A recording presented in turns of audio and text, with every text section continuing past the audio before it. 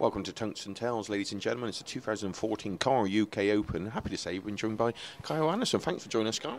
No worries, mate. Thanks for having me on.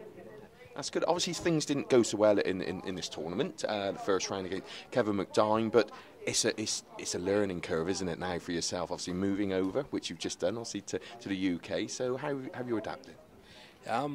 It's taken a bit. It took about a week and a half for us to get adapted to it, with jet lag and so on. With the weather and that, it'll take a fair bit more for us to get used to.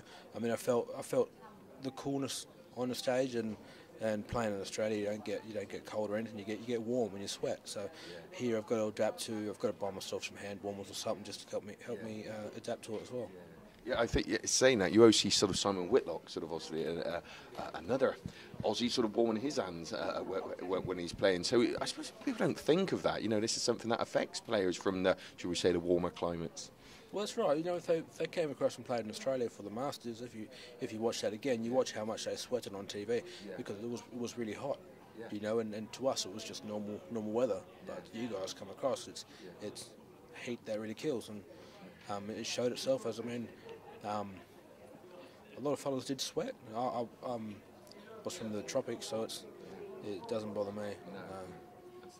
So you've moved, obviously your partner Tara and Charles, your boy, over as well. So it is a big step, isn't it? So, but obviously having your partner's support, makes such a difference. Yeah, well, she had the last say. I said to her, look, it's your choice. You know, if you say no, I'll stand by your decision. But if you say yes, we're going as soon as we can. And thank the Lord, she said yes, and we packed up and come across and moved to Nottingham. And if it wasn't for Protege events, I don't think it would have happened.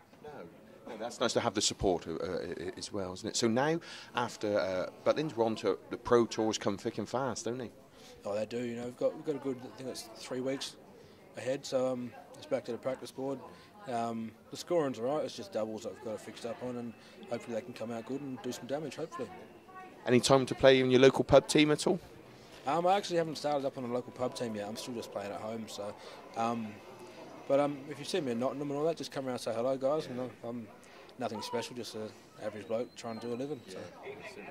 So, how's your brother, Bo? Is he ever any thoughts of moving over and following your footsteps? Unfortunately, Bo's got 4 children, so it'll be hard for him to get across. As much as I'd love him to come across, it's hard for him to get across here. It was by chance that I got the opportunity to come here, so it'll take someone with a lot of money to help him get across with 4 children, because me and him are together. We can't do it without our family. Coming across for 2 weeks for the World Championships, you know, that killed us inside. You know, you've got to be strong and do it, but you can only be strong for so long, and for him to come across, it's got to be for all his children and his wife to come across as well. Well, thank you very much for spending a bit of time with us, Cole, and give an insight to how it's been going. Hopefully we'll see you on the tour in the next few weeks, and thanks for joining us on Tungsten Tales. Keeping it sharp in the world darts.